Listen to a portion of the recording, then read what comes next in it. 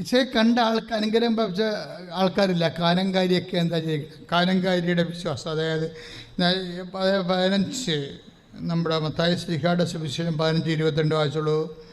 മത്തായി ശ്ലീഹ 15:22. ശ്രുതികട്ടെ hallelujah.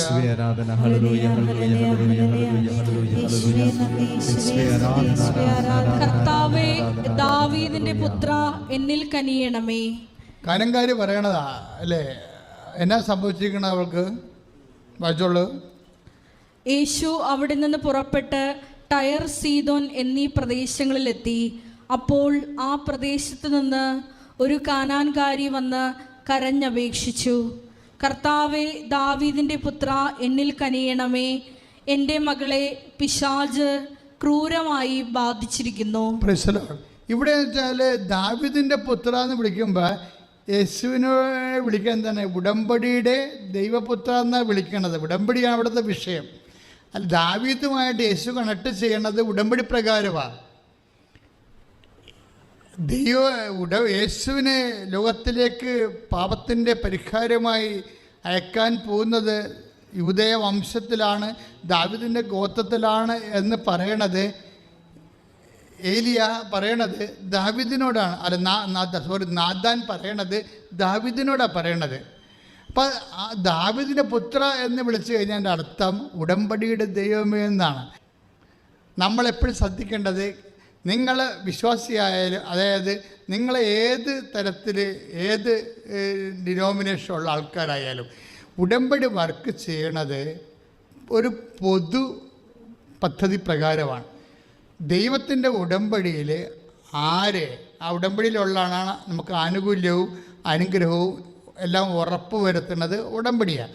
അതിൽ വിശ്വാസം നമുക്ക് തോന്നിയാൽ തീർച്ചയായിട്ടും നമുക്ക് മെറിറ്റില്ലായിരിക്കും. നമ്മൾ മെറിറ്റില്ല, പക്ഷേ കാനങ്കാരി പറയുന്നത് ശരിയാണ്, എനിക്ക് മെറിറ്റില്ല. പക്ഷേ ഉടമ്പടി വർക്കൗട്ട് ചെയ്യണത് എങ്ങനെയാണ്? Not by merit but by ഗ്രേസിലാണ് വർക്ക് ചെയ്യണത്. എഫേസ്യൻസ് 2:8 വർക്ക് ചെയ്യണത്. അതായത് പലതും നമ്മുടെ മെറിറ്റിലല്ല, ഗ്രേസ് ദൈവം നിർലോഭമായിട്ട് നൽകുന്ന ഗ്രേസിലാണ്.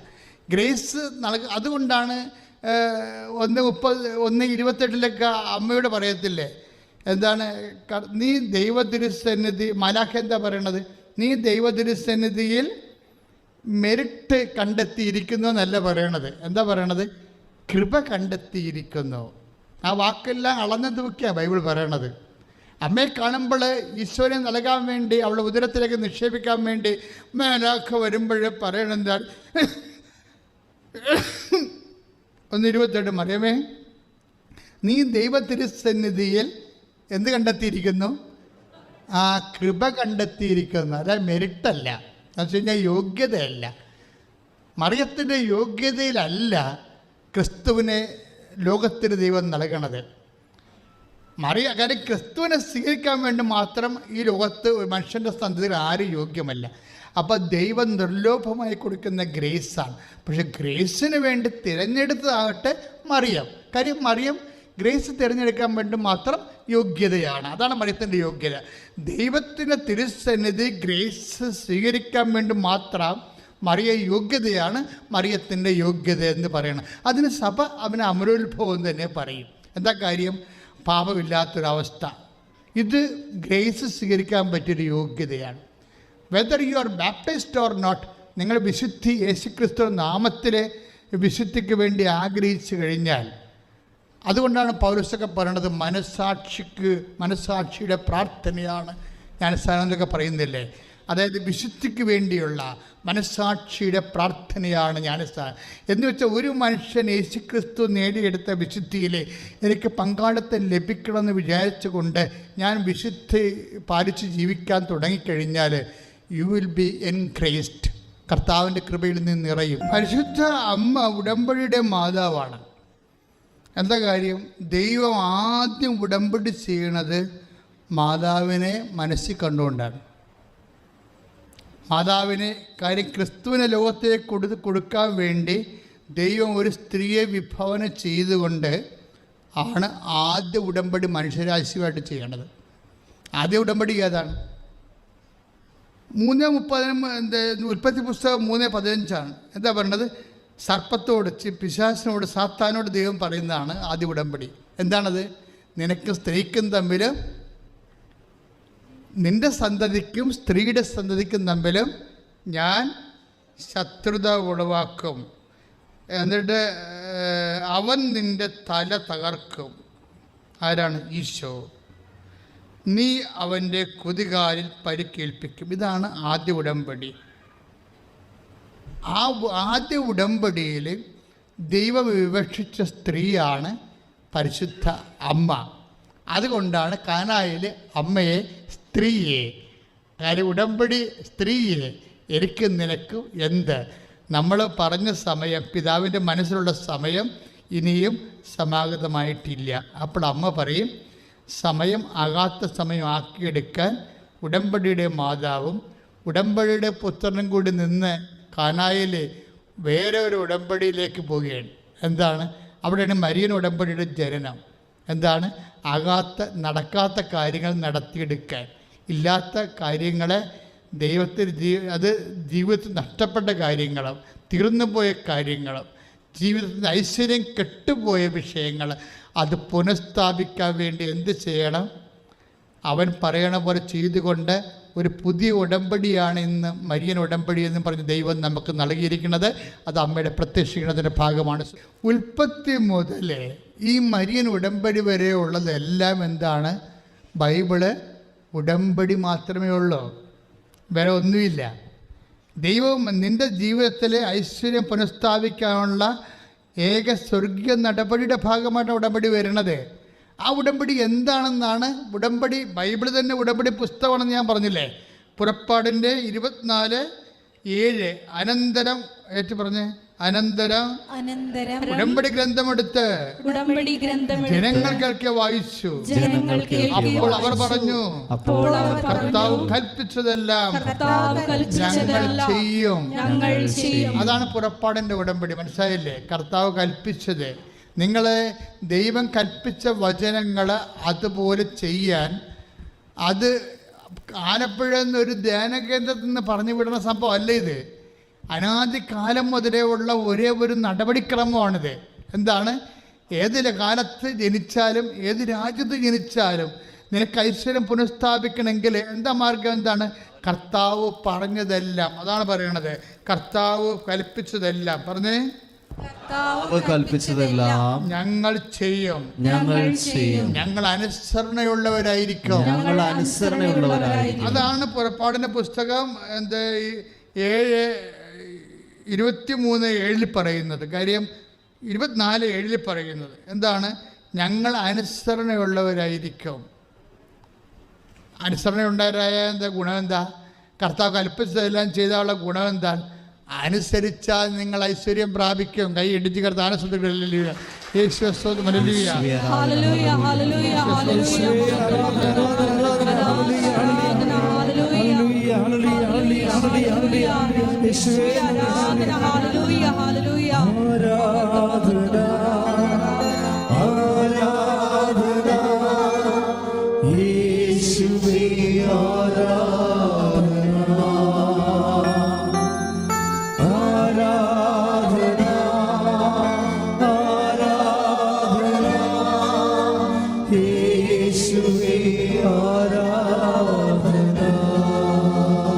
ഐശ്വര്യം എന്ന് പറയുന്നത് കർത്താവ് പറഞ്ഞതെല്ലാം നിർവഹിക്കുന്നതിലൂടെ, അതനുസരിക്കുന്നതിലൂടെ ഒരു വ്യക്തി കൈവരിക്കുന്ന ദൈവമഹിമയാണ് ഈ ഐശ്വര്യം എന്ന് പറയുന്നത്. അതുകൊണ്ടാണ് ഐസയ വായിച്ചോളൂ.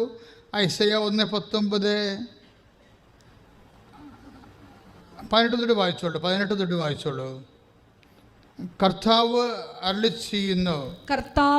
ചെയ്യുന്നു, വരുവിൻ നമുക്ക് രമ്യതപ്പെടാം. ഏത് പറഞ്ഞ?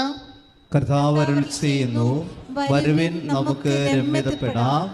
നിങ്ങളുടെ പാപങ്ങൾ കടും ചുമപ്പാണെങ്കിലും നിങ്ങളുടെ പാപങ്ങൾ കടുപ്പാണെങ്കിലും അവ മഞ്ഞുപോലെ വെണ്മയുള്ളതായി തീരും. അവ രക്തവർണ്ണമെങ്കിലും കമ്പിളി പോലെ വെളുക്കും. അനുസരിക്കാൻ സന്നദ്ധരെങ്കിൽ നിങ്ങൾ ഐശ്വര്യം ആസ്വദിക്കും. അപ്പം ഐശ്വര്യം ആസ്വദിക്കണതെല്ലാം ദൈവവചനത്തോട് നമ്മൾ കാണിക്കുന്ന അനുസരണം അനുസരിച്ചിരിക്കും. അതിനാണ് ഈ വിശ്വാസം എന്ന് പറയുന്നത്. ദൈവവചനത്തോട് ഉള്ള അനുസരണം അടിസ്ഥാനപ്പെടുത്തിയാണ് ഇരിക്കുന്നത്. ഇപ്പം നിങ്ങൾ ഇപ്പം നമ്മൾ 6 കാര്യം വരല്ലോ, ഓരോരോ ഉടമ്പടി പുതുക്കത്തിലൂടെയും നിങ്ങൾ പുതിയ പുതിയ കാര്യങ്ങളെ കർത്താവിൻ്റെ നാമത്തിൽ അനുസരിച്ച് നടപ്പിൽ വരുത്തി അതിൻ്റെ സാക്ഷിയായി ദൈവത്തിൻ്റെ സ്നേഹത്തിൻ്റെ സാക്ഷിയായി വളരുന്ന അനുസരിച്ചുകൊണ്ട് നിങ്ങളുടെ കപ്പാസിറ്റി വർദ്ധിപ്പിക്കും. അതായത് ഇതിൻ്റെ ഓരോ കഴിയുമ്പോഴും ഐശ്വര്യം ഇങ്ങനെ വർദ്ധിക്കുന്നതിൻ്റെ പിന്നിൽ നിങ്ങൾക്കറിയാമല്ലോ, ഐശ്വര്യം ദൈവത്തിൻ്റെ ഒരു നടപടിക്രമം തന്നെ ഐശ്വര്യം പുനഃസ്ഥാപിക്കുന്നതാണ്. നിങ്ങളൊരിക്കലും വിചാരിക്കരുത് എല്ലാം ചത്ത് കെട്ടുപോയി കൊല്ലും കൊലയുള്ള കുടുംബമാണ്, പിതാക്കന്മാർ ഒക്കെ ഉണ്ടാക്കിയിട്ടുള്ള പാപങ്ങളും കള്ളത്തരങ്ങളും ഒക്കെ കാരണമാണ് തറവാടിങ്ങനെ കെട്ട് കിടക്കണമെന്നൊന്നും വിചാരിക്കരുത്. ഇതൊക്കെ എല്ലാം ആയിരിക്കാം, ചിലപ്പോൾ കെട്ട് കിടക്കിയിരിക്കാം, പക്ഷേ ഇത് ഒരു അറ്റവും അറുതിയില്ലാത്ത കിടപ്പല്ല. ദൈവം എന്താ പറഞ്ഞത്? ഉടമ്പടിയിൽ ദൈവം വാഗ്ദാനം ചെയ്യണത് എന്താണ്? ഞാൻ നിങ്ങളെ ഐശ്വര്യം പുനഃസ്ഥാപിക്കും. ഐശ്വര്യം പുനഃസ്ഥാപിക്കുമ്പോഴേ ഒന്നും കാണണമെന്ന് നിർബന്ധമൊന്നുമില്ല. ഒന്നും കാണണമെന്നേ. ഇപ്പോൾ ബൈബിളിലെ ഉടമ്പടി പറയുമ്പോൾ എപ്പോഴും പറയുന്ന വാക്കാണ് നെഗേബ്. ഒന്ന് ശ്രദ്ധിച്ച മക്കളെ, 32:44 എടുത്ത് ജെറമിയ 32:44.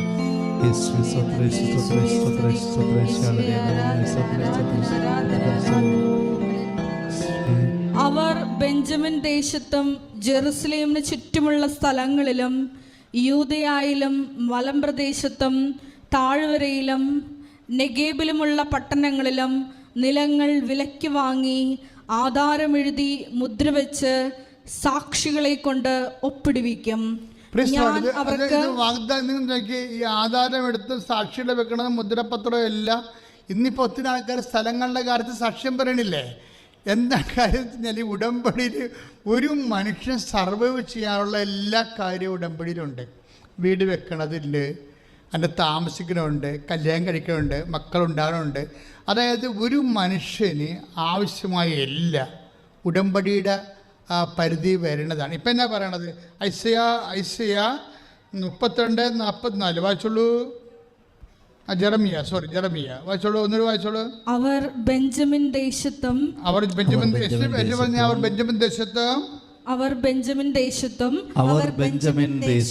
ജെറുസലേമിന് ചുറ്റുമുള്ള സ്ഥലങ്ങളിലും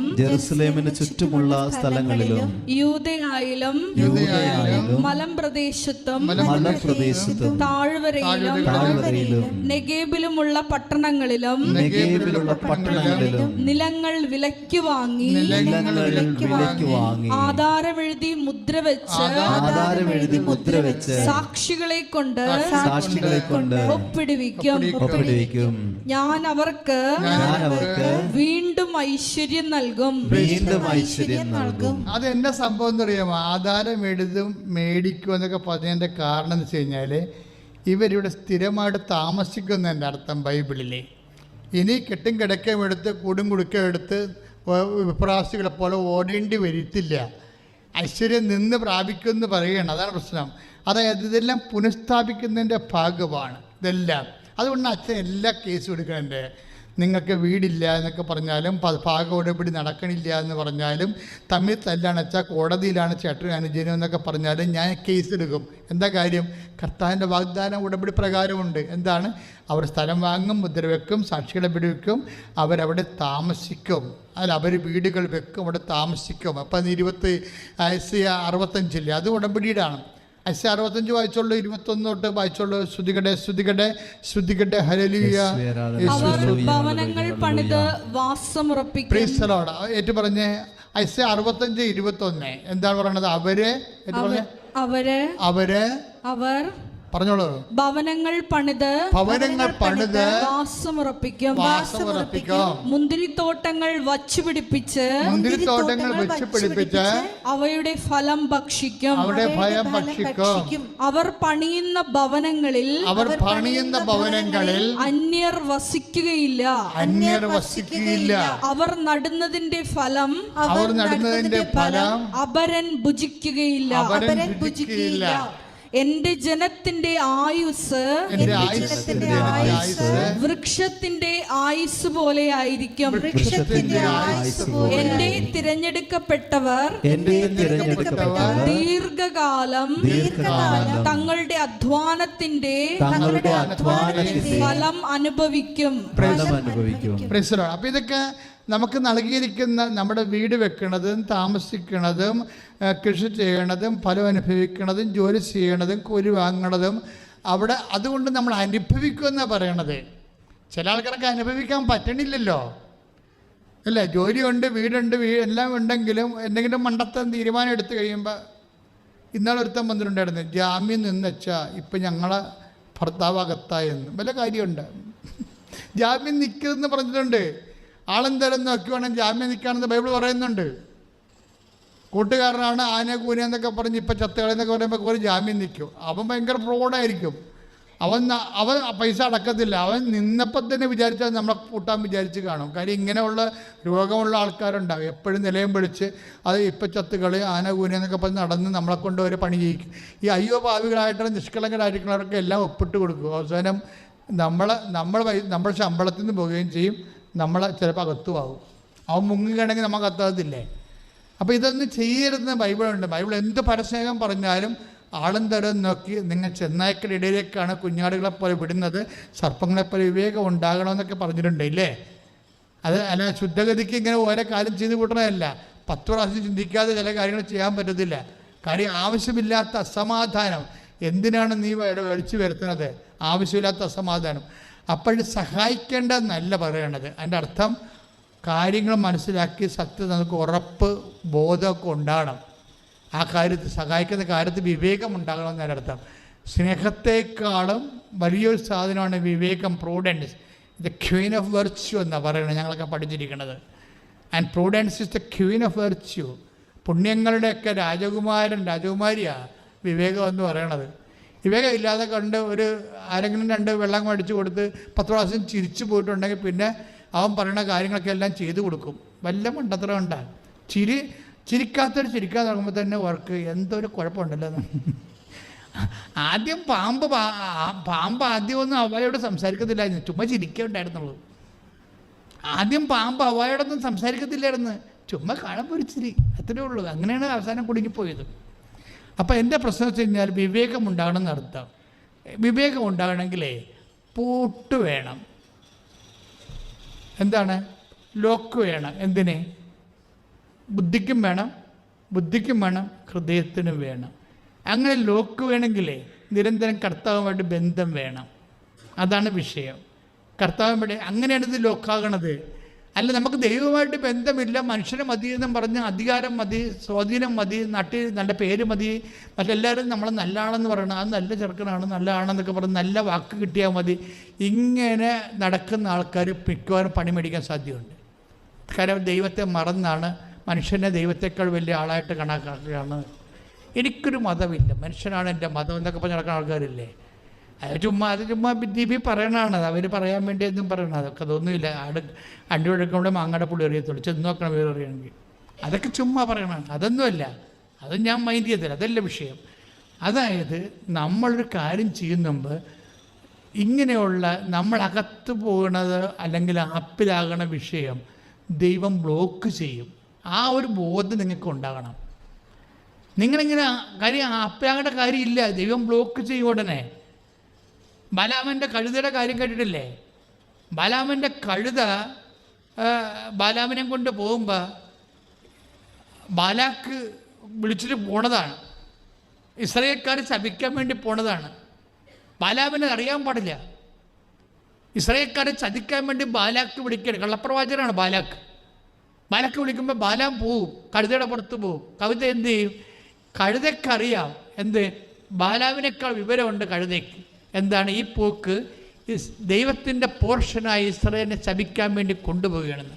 അപ്പോൾ ബാലാം പോയി പണിമെടിക്കാതിരിക്കാൻ വേണ്ടി, ബാലാക്കിൻ്റെ ചതിപ്പെടാതിരിക്കാൻ വേണ്ടി കഴുത ഭിത്തിയോട് ചേർന്ന് നടക്കും. അപ്പം അവൻ്റെ ഈ പുറത്തിരിക്കുന്ന ബാലാമിൻ്റെ മുട്ട് ഭിത്തിയിൽ ഉരഞ്ഞ് പൊട്ടുമ്പോൾ അയാൾ താഴെ ഇറങ്ങി ബുദ്ധിബോധമില്ല കഴുതയെ തല്ലും. അപ്പം കഴുത സംസാരിക്കാൻ തുടങ്ങും. നീ എന്തിനാണ് എന്നെ തല്ലണത്? നീ എങ്ങോട്ടാ പോകണമെന്നൊക്കെ വല്ല വിവരമുണ്ടോ? അതാണ് ദൈവത്തിൻ്റെ സംരക്ഷണം. നിനക്ക് ദൈവത്തിനോട് അടുപ്പമുള്ള ആൾക്കാരാണെങ്കിൽ നീ ഒരു ചതിയിലേക്കാണ് പോകണമെന്നുണ്ടെങ്കിൽ ദൈവം കഴുതയെ കൊണ്ടുപോലും സംസാരിച്ച് നിന്നെ സംരക്ഷിക്കണ ദൈവമാണ് ഉടമ്പടിയുടെ ദൈവം. സംഖ്യ 22-21 മുതലുള്ള തിരുവചനങ്ങൾ. ബാലാം രാവിലെ എഴുന്നേറ്റ് കഴുതയ്ക്ക് ജീനിയിട്ട് മൊവാബിലെ പ്രഭുക്കന്മാരോടൊപ്പം പുറപ്പെട്ടു. അവൻ പോയതുകൊണ്ട് ദൈവത്തിൻ്റെ കോപം ജ്വലിച്ചു. കർത്താവിൻ്റെ ദൂതൻ വഴിയിൽ അവനെതിരെ നിന്നു. കഴുതപ്പുറത്ത് സഞ്ചരിച്ചിരുന്ന ബാലാമിൻ്റെ കൂടെ 2 ഭൃത്യന്മാരും ഉണ്ടായിരുന്നു. കർത്താവിൻ്റെ ദൂതൻ ഊരിയ വാളുമായി വഴിയിൽ നിൽക്കുന്നത് കണ്ട് കഴുത വയലിലേക്ക് ചാടി. വഴിയിലേക്ക് തിരിച്ചു കൊണ്ടുവരാൻ ബാലാം അതിനെ അടിച്ചു. അപ്പോൾ കർത്താവിൻ്റെ ദൂതൻ മുന്തിരിത്തോട്ടത്തിൽ ഇരുവശവും മതിലുള്ള ഇടുങ്ങിയ വഴിയിൽ നിന്നു. കർത്താവിൻ്റെ ദൂതനെ കണ്ട് കഴുത മതിലിനോട് ചേർന്ന് ഒതുങ്ങി. ബാലാമിൻ്റെ കാൽ മതിലിൽ ഉരഞ്ഞു. അവൻ കഴുതയെ വീണ്ടും അടിച്ചു. കർത്താവിൻ്റെ ദൂതൻ മുമ്പോട്ട് പോയി ഇടം വലം തിരിയാൻ ഇടമില്ലാത്ത ഇടുങ്ങിയ സ്ഥലത്തു നിന്നു. ദൂതനെ കണ്ടപ്പോൾ കഴുത കിടന്നുകളഞ്ഞു. ബാലാമിൻ്റെ കോപം ജ്വലിച്ചു. അവൻ വടികൊണ്ട് കഴുതയെ അടിച്ചു. അപ്പോൾ കർത്താവ് കഴുതയ്ക്ക് സംസാരശക്തി നൽകി. 3 പ്രാവശ്യം എന്നെ അടിക്കാൻ ഞാൻ നിന്നോട് എന്തു ദ്രോഹം ചെയ്തു എന്ന് അത് ബാലാമിനോട് ചോദിച്ചു. ബാലാക്ക് വിളിച്ചിട്ട് പോണതാ. എന്നുവെച്ചാൽ ഇസ്രായേലിനെ ശപിക്കാൻ വേണ്ടി പ്രവാചനം വിളിച്ചുകൊണ്ട് പോണതാണ്. ഞാൻ പറഞ്ഞു വരുന്ന അർത്ഥം എന്താണെന്ന് അറിയാമോ? ഇപ്പം നിങ്ങൾ ഓർക്കും ഇതൊക്കെ പഴയ കാര്യങ്ങളല്ലേ എന്ന് വെച്ചാൽ നിരന്തരം നടക്കണ കാര്യങ്ങളാണ് ഇതൊക്കെ. ഓരോ മനുഷ്യൻ ഓരോ ചതിക്കുഴിയിലേക്ക് പോകുമ്പോൾ നിനക്ക് ദൈവവുമായിട്ട് ഉടമ്പടി ബന്ധമുണ്ടെങ്കിൽ ദൈവം എത്ര പ്രാവശ്യമാണ് ഇവനെ സംരക്ഷിക്കണം നോക്കിയേ. 1-2 പ്രാവശ്യമല്ല, 3 പ്രാവശ്യം. ആദ്യം പുഴയിൽ ചാടി, വയലിൽ ചാടി, എന്നിട്ടും പിന്നെയും മുന്നോട്ട് പോവുകയാണ്.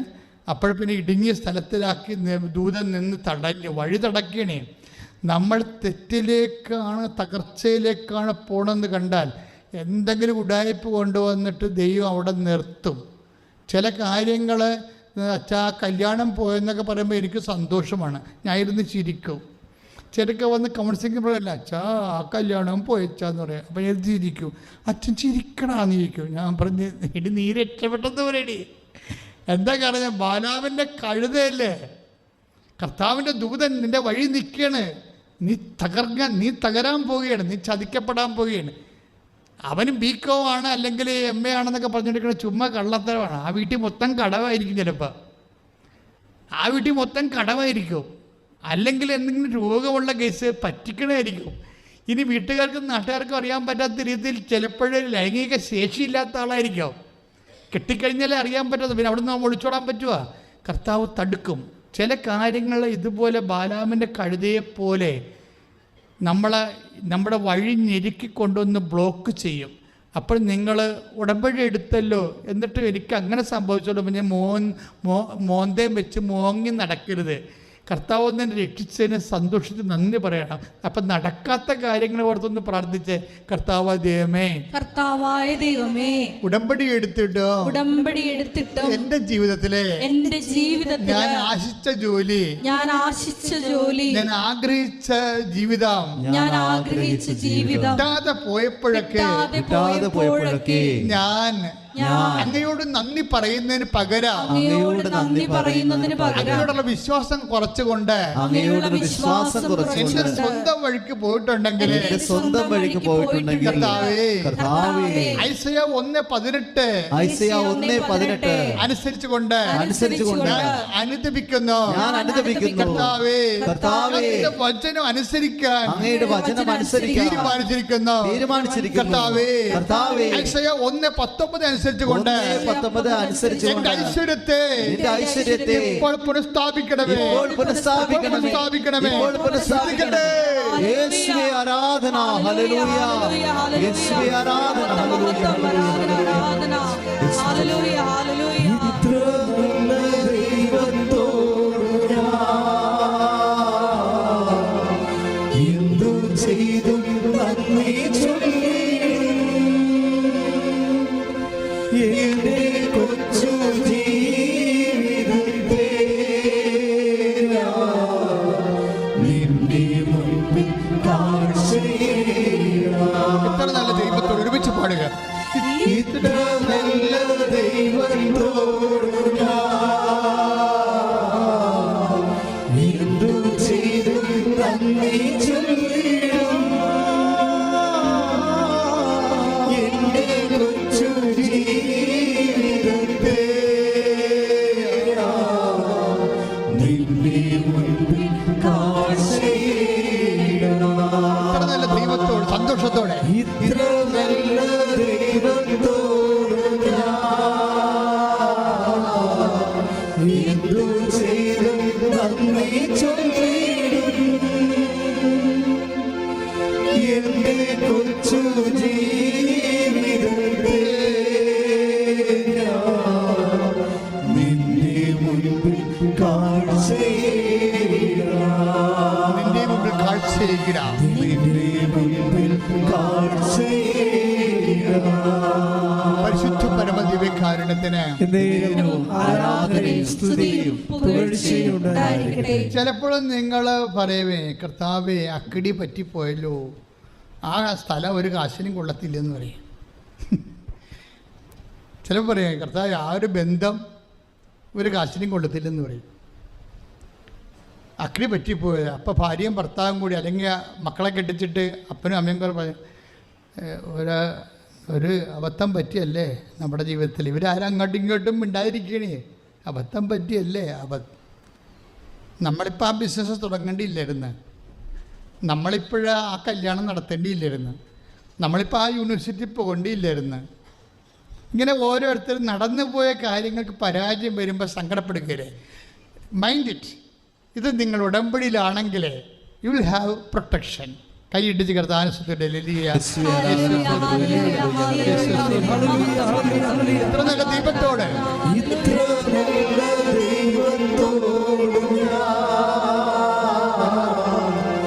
എന്തു ചെയ്തു നന്ദി ചൊല്ലിടും. എന്റെ കൊച്ചു ജീവിതത്തെ ഞാൻ നിന്റെ മുൻപിൽ കാഴ്ചയിടാം. നിന്റെ മുമ്പിൽ കാഴ്ചയേകിടാം. നിന്റെ മുൻപിൽ കാഴ്ചയിടാം. പ്രിയപ്പെട്ടവരെ, നമ്മൾ ജെറമിയ വായിച്ചില്ലേ? ജെറമിയ 32:44 എന്താ വായിച്ചത്? ഇവർ പ്രമാണം ചെയ്ത കൂട്ടത്തിൽ ഒരു സ്ഥലം വായിച്ചായിരുന്നു. എന്താണത്? നെഗേബ് അല്ലേ? നെഗേബിൽ നിങ്ങൾ നെഗേബിൻ്റെ പട്ടണത്തിൻ്റെ ചുറ്റുമുള്ള പാടങ്ങൾ നിങ്ങൾ പ്രമാണം ചെയ്ത് മേടിക്കുമെന്നാണ് പറഞ്ഞിരിക്കേണ്ടത്. അത് വായിച്ചില്ലേ നിങ്ങൾ? അവിടെ വായിച്ചത് അല്ലേ? അത് വായിച്ചോളൂ, ഒന്നുകൂടി വായിച്ച്. ജെറമിയ 32:44. ശ്രുതികട്ടെ, ശ്രുതികട്ടെ, ശ്രുതികട്ടെ. അവർ ബെഞ്ചമിൻ ദേശത്തും അവർ ബെഞ്ചമിൻ ദേശത്തും ജെറുസലേമിന് ചുറ്റുമുള്ള സ്ഥലങ്ങളിലും ജെറുസലേമിന് ചുറ്റുമുള്ള സ്ഥലങ്ങളിലും യൂദയായിലും മലമ്പ്രദേശത്തും താഴ്വരയിലും നെഗേബിലുമുള്ള പട്ടണങ്ങളിലും നിലങ്ങൾ വിലയ്ക്ക് വാങ്ങി ആധാരമെഴുതി മുദ്ര വെച്ച് സാക്ഷികളെ കൊണ്ട് ഒപ്പിടുവിക്കും. അവിടെ ഉടമ്പടി പ്രകാരം ഇവർ അവസാനം മേടിച്ച സ്ഥലം ഏതാണ്? നെഗേബ് ആണ് അല്ലേ? നെഗേബ് പട്ടണമല്ല, പട്ടണത്തിന് ചുറ്റുമുള്ള സ്ഥലങ്ങളാണ് വാങ്ങിച്ചിരിക്കുന്നത്. ഈ നെഗേബിലെ സ്ഥലത്തിൻ്റെ ചതി എന്താണെന്നറിയാവോ? നെഗേബിലെ സ്ഥലം ഉടമ്പടി പ്രകാരം വിലക്ക് വാങ്ങിച്ചിരിക്കുകയാണ്. പക്ഷേ നെഗേബിലെ സ്ഥലത്തിനൊരു കുഴപ്പമുണ്ട്. എന്താണ്? പാടശേഖരമാണ് പ്രമാണമൊക്കെ വാങ്ങിച്ചു കൊടുത്തിരിക്കുന്നത്. ആധാരം എഴുതി വാങ്ങിച്ചിരിക്കുന്നത് പട്ടണത്തിന് ചുറ്റുമുള്ള പാടശേഖരമാണ്. ഈ പാടശേഖരത്തിൻ്റെ കുഴപ്പം എന്താണെന്നറിയാവോ? അതായത് ഇവിടെ മഴ പെയ്യത്തില്ല. ചതിക്കപ്പെട്ടതാണ് ഈ സംഭവം. പാടമാണ് വാങ്ങിച്ചിരിക്കുന്നത്. ഇവിടെ ആണ്ടിൽ ഒരു മാസമേ മഴ പെയ്യത്തുള്ളൂ. ചില സമയത്ത് നമ്മൾ ഇതുപോലെ അന്വേഷിച്ച് ഏതെങ്കിലും വരുമാനം ഇല്ലാത്ത പദ്ധതികളെ ചെന്ന് ചാടും. കഴിഞ്ഞ ദിവസം എന്നോടൊരു സുഹൃത്ത് വിളിച്ചു, അച്ഛാ ഞാൻ ഒരു അരിമില്ല് എടുക്കാൻ പോണ്, അച്ഛൻ പ്രാർത്ഥിച്ചിട്ട് പറയണം. ഞാൻ പറഞ്ഞു എനിക്ക് 7 ദിവസം വേണമെന്ന് പറഞ്ഞു. കാര്യം അതിന് 1.5 രൂപ വേണം, 1.25 കോടി രൂപ വേണം. ഞാനൊരു അരിമില്ല് എടുക്കാൻ പോണ്, എനിക്ക് അച്ഛൻ പ്രാർത്ഥിച്ച് പറയാം. അപ്പം ഞാൻ 7 ദിവസം എടുക്കുന്നു. എന്താ കാര്യം? അതുപോലെ കുർബാനൊക്കെ വെക്കണ്ടേ പല കാര്യങ്ങൾക്ക്. എടുത്തു പിടിച്ചൊന്നും പറഞ്ഞ് എടുക്കാൻ പറ്റും. ജീവിതം കൊണ്ട് നമ്മളെ വെച്ച് കൊടുത്തിട്ട് പിന്നെ തലകൂരാൻ പറ്റുക. ഈ നെഗേബിൽ എന്ത് സംഭവിച്ചിരിക്കുന്നത്? ഇപ്പം ഇൻ കേസ് ഏതെങ്കിലും ഒരു വരുമാനമില്ലാത്ത പദ്ധതി പോയി ചാടിയെന്ന് വിചാരിച്ചോ? വരുമാനമില്ലാത്ത അത്, പക്ഷേ അത് ഉടമ്പടി പ്രകാരം നീ ഉടമ്പടി എടുത്തിട്ടാണ് ഇങ്ങനെയുള്ള കാര്യങ്ങൾ ചെന്ന് വീണെന്ന് വിചാരിച്ചോ? അല്ലാതെ തന്നെ വീണാപ്പോലും നമുക്ക് അവിടെ നിന്ന് രക്ഷപ്പെടാൻ പറ്റും. എന്താ കാര്യം എന്നറിയാമോ? ഇതെല്ലാം വാഗ്ദാനത്തിൻ്റെ പാക്കേജിലുള്ളതാണ്. വാഗ്ദാനത്തിൻ്റെ പാക്കേജിലുള്ളതാണ്. ഉടമ്പടി വർക്കൗട്ട് ചെയ്യണം എങ്ങനെയാണ്? ബൈബിൾ നിൽക്കണം എങ്ങനെയാണ്? ബൈബിൾ നിൽക്കണം എന്താണ്? വാഗ്ദാനങ്ങളിലാണ്. ദൈവം ഏകപക്ഷീയമായി നൽകിയിട്ടുള്ള വാഗ്ദാനങ്ങളിലാണ് ഉടമ്പടി നിൽക്കുന്നത്. ബൈബിൾ വളർന്നു വരണതും എല്ലാം അങ്ങനെയാണ്. ഏകപക്ഷീയമായ ദൈവം നൽകിയിട്ട് അതിന് നിബന്ധനകൾ ഉണ്ടാകുമെന്ന് മാത്രമേ ഉള്ളൂ. യേശുക്രിസ്തുവിന് നൽകിയതിന് മാത്രമേ ദൈവം നിബന്ധന വെക്കാതെ ഉള്ളൂ. ബാക്കി എല്ലാ ഉടമ്പടിക്കും നിബന്ധന ഉണ്ട്. നോഹിനോടാണ് ആദ്യം ഉടമ്പടി ചെയ്തത്. അതിന് നിബന്ധന ഉണ്ട്. എന്താ നിബന്ധന? നീ ആദ്യം പെട്ടകം പണിയാൻ പറഞ്ഞു. അതാണ് നിബന്ധന. അതിൻ്റെ പെട്ടകം പണിതിട്ട് ഈ 2 ജോഡികളെല്ലാം എടുത്ത് അകത്ത് വെച്ച് സൂക്ഷിക്കാൻ, പ്രളയം വരാൻ പോകണമെന്ന് പറഞ്ഞ്. പ്രളയം വന്നു കഴിഞ്ഞപ്പോൾ ദൈവം ഉടമ്പടി ചെയ്തപ്പോൾ വാഗ്ദാനം 2 കൊടുത്തു. ഇനി സന്താന പുഷ്ടിയുള്ളവരെ പെരുകാൻ പറഞ്ഞു.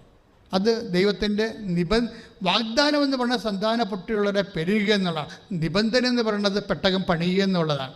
ആ പെട്ടകം പണിത് എൻ്റെ ഭാഗമായിട്ടും ഉടമ്പടി ചെയ്തതിൻ്റെ ഭാഗമായിട്ടാണ് മഴവില്ല് കാണിക്കുന്നത്. മഴവില്ല് കാണിച്ചിട്ട് ഉടമ്പടി അടയാളമായിട്ട് സ്ഥാപിക്കും. അവിടെ തൊട്ട് തുടങ്ങാനാണ് ഉടമ്പടി മുഴുവനും. ഇത് യേശുക്രിസ്തുവിന് നൽകുന്നതിന് മാത്രമേ നമ്മുടെ നിബന്ധന ഒന്നും ചോദിക്കാതെ ഉള്ളൂ. കാര്യം നമുക്ക് കൊടുക്കാൻ നമ്മുടെ ഇല്ല. കർത്താവിന് കൊടുക്കാൻ വേണ്ടി, കർത്താവിനെ സ്വീകരിക്കാൻ വേണ്ടി നമ്മൾ എന്ത് കൊടുക്കാനാണ്? ഒന്നും കൊടുക്കാനില്ല. ആർക്ക് കൊടുത്ത് മുതലാക്കാൻ പറ്റും? ആർക്ക് കൊടുത്ത് റെമിറ്റ് ചെയ്യാൻ പറ്റും?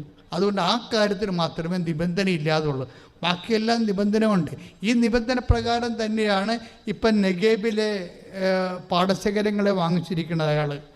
അത് പക്ഷേ എന്താ പ്രശ്നം? ഇവിടെ 1 മാസമേ മഴ പെയ്യത്തുള്ളൂ. പക്ഷെ മഴ പെയ്തില്ലെങ്കിലും ദൈവം ഇവിടെ വെള്ളം കൊണ്ടുവരും. അതാണ് പ്രശ്നം. ഇവിടുത്തെ നീർച്ചാലുകൾ കഴിഞ്ഞ ആഴ്ച ഞാൻ പറഞ്ഞതേ ഉള്ളൂ, ഭാരതപ്പുഴ പോലെയാണ്. ഭാരതപ്പുഴ സമാധാനമുണ്ട്, മാർച്ചിലെ മാസത്തെ വെള്ളം പറ്റത്തുള്ളൂ. എന്നാലും ഇത്തിരി വെള്ളം ഒഴുകിക്കൊണ്ടിരിക്കും. നെഗേബിലെ നീർച്ചാലുകൾക്ക് വെള്ളം ഒഴുകത്തേയില്ല. കാര്യം അവിടെ മഴയില്ലാത്തത് കൊണ്ടാണ്. ഇതെവിടെയാണ് സ്ഥലമെന്നറിയാമല്ലേ? ഇതെന്ന് പറയുന്നത് ജോർദാൻ്റെ അരികെ കിടക്കുന്ന സ്ഥലമാണ്. ഇസ്രയേലിൻ്റെ തെക്ക് വശത്താണ് സ്ഥലം കിടക്കുന്നത്. ഞാൻ അവിടെ ആ സ്ഥലത്ത് കൂടി വണ്ടിയിൽ പോയിട്ടുള്ളതാണ്. അപ്പം എനിക്കറിയാം അതിങ്ങനെ നിന്ന് കത്തണ സ്ഥലങ്ങളാണ്. നിന്ന് കത്തണ സ്ഥലം നമ്മൾക്കിങ്ങനെ ആ വെള്ളമില്ല, വെള്ളം ഇങ്ങനെ വെട്ടിത്തിളങ്ങാൻ പറ്റിക്കും. ഭയങ്കര ചൂടായ കാരണമേ നമ്മളിങ്ങനെ ഈ മരീചിക എന്ന് പറയുന്ന സാധനം ഇങ്ങനെ ഓളം വെട്ടിക്കൊണ്ടിരിക്കും. നമ്മൾ വണ്ടി ഓടിച്ച് അവിടെ ചെല്ലുമ്പോഴുണ്ട്, അവിടെ നിന്ന് പിന്നെയും മരീചിക ഇങ്ങനെ മാറിക്കൊണ്ടിരിക്കും. അത്രയും ഒരു ചുട്ടുപൊള്ളിയ സ്ഥലമാണ്. പക്ഷേ ഇവിടെ കൃഷിയുണ്ട്. ഇതെവിടുന്നാണ് വന്നത്? അവിടെ മഴ പെയ്ച്ചിട്ടല്ല കൃഷി കിട്ടണത്. ഇത് ദൈവം വടക്ക് മഴ പെയ്യിക്കും. ഇസ്രയേലിൻ്റെ വടക്ക് വശത്ത്, അതായത് നോർത്തിൽ മഴ പെയ്യിക്കും. നോർത്തിൽ മഴ പെയ്യിക്കുമ്പോൾ അവിടുന്ന് ഈ വെള്ളം ഇവിടുന്ന് പതുക്കെ ഒഴുകി ഭൂമി ഇങ്ങനെ ചെരിഞ്ഞ് കിടക്കുകയാണ്. വടക്കുന്ന് തെക്കോട്ട് ചെരിഞ്ഞ് കിടക്കുകയാണ്. അതുകൊണ്ട് അവിടെ മഴ പെയ്യും. വടക്ക് മഴയാണ് പെയ്യുക. മഴ ഭൂമി വലിച്ചെടുത്തിട്ട് പതുക്കെ ചെറിയ നീർച്ചാലിലൂടെ ഇങ്ങോട്ട് കൊടുക്കും. അതുകൊണ്ട് ചില മഴ പെയ്തില്ലെങ്കിലും ഇവിടെ കൃഷിക്ക് വെള്ളം കിട്ടും. പക്ഷേ വെള്ളം കിട്ടണത് തന്നെയല്ല, അവിടെ കൃഷിയൊക്കെ ചെയ്യണത് ഇപ്പോഴും അങ്ങനെ തന്നെ. ബാർലിയാണ് പ്രധാനപ്പെട്ട കൃഷി. അത് കൊണ്ടുപോയി ഈ ചുട്ടുപൊള്ളണ മഴയത്ത് വിണ്ട് കീറിയ അത് ഉഴുതു മറിക്കാതെ വിണ്ട് കീറിയ കട്ടയുടെ ഉള്ളിലേക്ക് ബാർലിയുടെ കുരുക്കൾ ഇട്ടേക്കും. എന്നിട്ട് കർഷകൻ വീട്ടിൽ പോവും. എന്നിട്ട് ഏതെങ്കിലും ഒരു സമയത്ത് വടക്ക് മഴ പെയ്യുമ്പോൾ ആ വെള്ളം ഒഴുകി ഇതിലേട്ട് വരും. അതുകൊണ്ടാണ് സങ്കീർത്തനം പ്രാർത്ഥിക്കുന്നത്, നെഗേബിലെ നീർച്ചാലുകളെപ്പോലെ കർത്താവെ ഞങ്ങളുടെ ഐശ്വര്യം പുനഃസ്ഥാപിക്കണമേ. ബൈബിളിലെ ഓരോ വാക്കും അതിൻ്റെ സിസ്റ്റം ലെവലിൽ പഠിക്കുമ്പോൾ നമ്മൾ ഞെട്ടിപ്പോകും. കാര്യം എന്താണ്? ദൈവത്തിൻ്റെ പരിപാലനയുടെ ഓരോ പരിച്ഛേദങ്ങളാണ് ഇതിനകത്തുള്ളതെല്ലാം. എന്ന് വെച്ചാൽ നിൻ്റെ സ്ഥലത്ത് വരുമാനം ഇല്ലെങ്കിലും, നിൻ്റെ കമ്പനിയിൽ നീ ചെയ്യണ കാര്യങ്ങൾ ആർക്കും വേണ്ട, അതിന് ഇമ്പോർട്ടൻസ് ഇല്ലെങ്കിലും, അതിന് മാർക്കറ്റ് ഇല്ലെങ്കിലും, നിന്നെ അത് റൺ ചെയ്യിക്കാൻ വേണ്ടി കർത്താവ് വേറെ സംവിധാനം രേഖപ്പെടുത്തും. ഇതെല്ലാം ഉടമ്പടിയുടെ ഭാഗമാണ്. അല്ല നീ ഇതുമല്ല, ഇത് പോയല്ലോ, ഇതിങ്ങനെ ഇനി ഇവിടെ ഒന്നും വിൽക്കാൻ പറ്റത്തില്ലല്ലോ, ഇതൊന്നും ഈ കട ഇവിടുത്തെ ഇത്തരം കട ഇവിടെയൊക്കെ മുഴുവൻ വന്നല്ലോ, ഇനി നമുക്ക് കച്ചവടം കിട്ടത്തില്ലല്ലോ, ഇങ്ങനെ ഓരോ കാര്യം പറഞ്ഞ് മോങ്ങിയിരിക്കരുത്. നീ അതിൻ്റെ അകത്ത് കയറിയിരുന്ന് എപ്പോഴും പ്രാർത്ഥിച്ചുകൊണ്ടിരിക്കണം. എന്താ കാര്യം? കാറ്റില്ലെങ്കിലും മഴയില്ലെങ്കിലും, മഴ അവിടെ പെയ്തില്ലെങ്കിലും, എവിടെയെങ്കിലും പെയ്താലും ശരി, നിന്നെ നിലനിർത്താൻ നിൻ്റെ ദൈവത്തിന് കഴിയും. അത് വാഗ്ദാനമാണ്, ഉടമ്പടിയുടെ ഭാഗമാണ്. കൈ എഡിച്ച് കർത്താവിനെ സ്തുതിക്കുക. ഞങ്ങളുടെ ജീവിതത്തിലെ വരണ്ട നിലങ്ങളെയെല്ലാം പുഷ്ടിപ്പെടുത്തണമേ.